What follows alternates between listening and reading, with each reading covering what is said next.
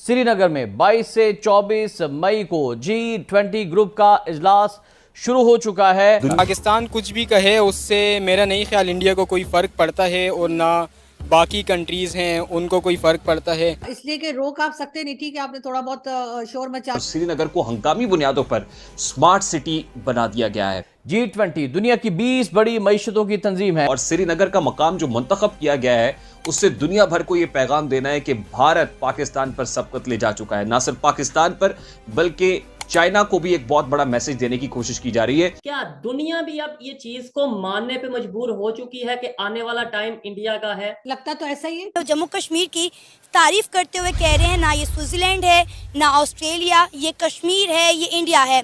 साथ ही साथ इन्होंने श्रीनगर जम्मू कश्मीर में होने वाली G20 मीटिंग के हवाले से हिंदुस्तान की तारीफ भी की। मुबारकबाद देना चाहे कि 70 सालों के बाद लाल चौक में उसने झंडा लहराया। पाकिस्तान की अनफॉर्चुनेटली बड़े गम से कहना पड़ता है कि कोई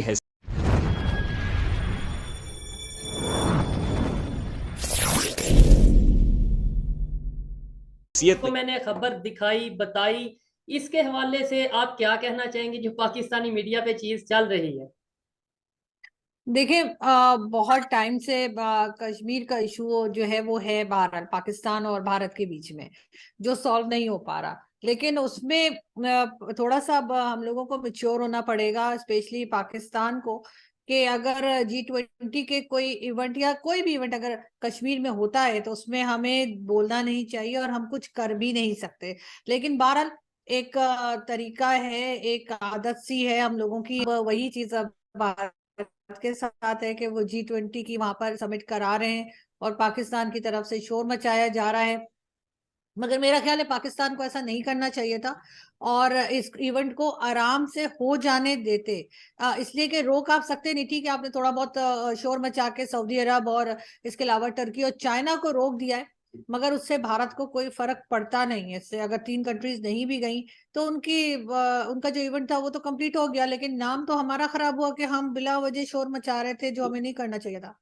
आरजू जी, मुझे ये बताएं, आपने बोला भारत को नहीं पड़ता इससे। भारत को फर्क पड़े या ना पड़े, इस टाइम पाकिस्तान को देखना है। पाकिस्तान की इस टाइम जो कंडीशन है, आपको नहीं लगता कि डॉलर 305 हो चुका है, 305 का, और भारत में G20 की मीटिंग हो रही है, वो तो फिर डेवलपमेंट की बात कर रहे हैं। इस टाइम आम पाकिस्तानी के लिए या फिर मेरे लिए या फिर आपके लिए बड़ी खबर कौन सी होनी चाहिए? डॉलर 305 हो गया, ये परेशानी वाली बात है, या भारत में G20 हो रही है, ये परेशानी वाली बात है? देखिए, हम इकोनॉमी के अलावा हर तरफ की बात कर रहे हैं। हम वो 9 मई से भी बाहर नहीं आ रहे। जो 9 मई को जो कुछ हुआ, जाहिर है उसको कोई पाकिस्तानी सपोर्ट नहीं कर रहा, गलत हुआ था। लेकिन फिर भी अब उसमें से हमें बाहर आ जाना चाहिए। अब हमें अपनी इकोनॉमी को देखना चाहिए। बिल्कुल आप सही कह रहे हैं, डॉलर जो है वो 305 का हो गया है। और ये सिर्फ डॉलर की बात नहीं है, हर करेंसी बढ़ चुकी होगी, हर चीज महंगी हो चुकी होगी। और लेकिन उसके ऊपर कोई बात नहीं कर रहा। ये जो मैं और आप बात कर रहे हैं इंटरनेट पे, इसका बिल भी बढ़ जाएगा और हमें इसको ज्यादा पे करना पड़ेगा। और हम वर्किंग क्लास है, हम लोग कोई वो वडेरा सिस्टम हमारा नहीं है कि हमारे बहुत कोई जायदादें रखी हुई हैं या वो है। जाहिर हम लोग मेहनत करते हैं, हम काम करते हैं और हमारी वजह से, हमारे जैसे वर्किंग क्लास की वजह से थोड़ा बहुत जो संभाला लिया हुआ है।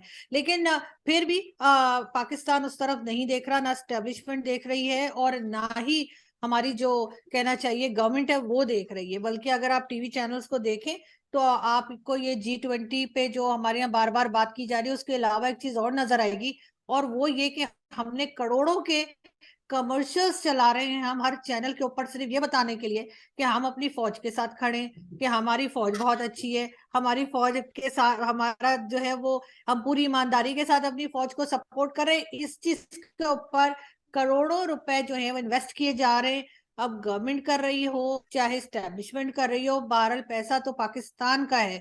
और ना सिर्फ ये, आप जिस शहर में जाएं पाकिस्तान के, इस वक्त लाहौर, कराची, कई लोगों ने जो है वो छोटे छोटे क्लिप लगाए हैं सोशल मीडिया के ऊपर, कराची से भी। और की 20 बड़ी मईशतें श्रीनगर में इकट्ठी होने जा रही हैं। 22 से 24 मई तक ये G20 इजलास मकबूजा कश्मीर के अंदर जारी रहेगा। श्रीनगर इसका मकाम बताया जा रहा है और श्रीनगर को हंगामी बुनियादों पर स्मार्ट सिटी बना दिया गया है। इस अहम इजलास के बहुत सारे मकासद हैं और श्रीनगर का मकाम जो मुंतखब किया गया है उससे दुनिया भर को यह पैगाम देना है कि भारत पाकिस्तान पर सबकत ले जा चुका है। ना सिर्फ पाकिस्तान पर बल्कि चाइना को भी एक बहुत बड़ा मैसेज देने की कोशिश की जा रही है, क्योंकि लद्दाख के मकाम पर चीनी और भारतीय फौजों के दरमियान झड़पें भी हुई थी और आलमी मीडिया में खबरों की जीनत भी बनी थी। और चीन आपको पता है कि इस हवाले से भारत पर बहुत गुस्सा भी करता है। अब श्रीनगर के अंदर ये होना और वहाँ यूरोपीय ममालिक के मंदूबीन को मदऊ करना, दुनिया भर से जो 20 ममालिक आ रहे हैं, यानी दुनिया भर के GDP का 80%, दुनिया भर की ट्रेड का 75%, दुनिया भर की आबादी के 60% को रिप्रेजेंट करने वाले ममालिक और उनके मंदूबीन जब श्रीनगर में मौजूद होंगे तो आपको पता है कि इसका कितना इम्पैक्ट होगा। इस वक्त G20 की जो सदारत है वो भारत के पास है। इटसेल्फ ये एक बहुत बड़ा माइलस्टोन है जो भारत ने अचीव किया है। G20 क्या है? 1999 के अंदर दुनिया की बड़ी मईशतों का एक ग्रुप बना था G20, जिसका मकसद असल में इकोनॉमिक चैलेंजेस को कॉन्फ्रंट करना था। और 2008-9 के अंदर ये मजीद पजीराई पा गया था, इसलिए कि दुनिया भर के अंदर जो आलमी मईशतें हैं वो डाउनफॉल का शिकार थी। और 2008-9 में इस ग्रुप ने जिस तरह से काम किया वो यकीनन मईशत के डूबते हुए जहाज को बचा लिया था, जिसके बाद दुनिया भर की नजरें G20 के ऊपर थी। श्रीनगर में 22 से 24 मई को G20 ग्रुप का इजलास शुरू हो चुका है। और ग्रुप 20 है क्या? सबसे पहले तो इसके हवाले से आपको बताएं कि 20 का ग्रुप या G20 सन 1999 में कायम किया गया था। तब इसका बुनियादी मकसद आलमी सतह पर मालियाती इस्तेहकाम को यकीनी बनाना था। ये एक ऐसा बैनुल-अक़वामी ग्रुप तस्वुर किया जाता रहा है जिसके रुकन ममालिक के मरकजी बैंकों के सरबराहान और वज़राए खजाना आलमी मालियाती पॉलिसियों को तरतीब देने